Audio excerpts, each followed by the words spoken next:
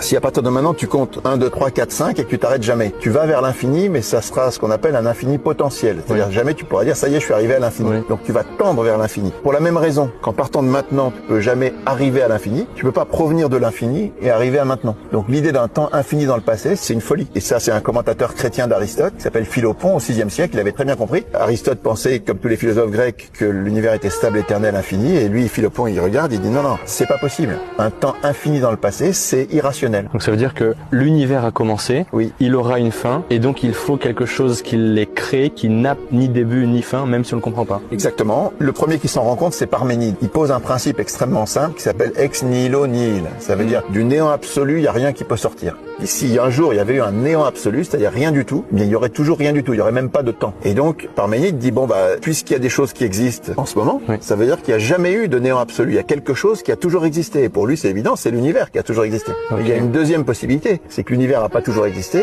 et qu'il y a eu un créateur qui lui a toujours existé, qui est en dehors du temps, de l'espace et de la matière, qui est en dehors de cet univers, qui donne l'existence à cet univers.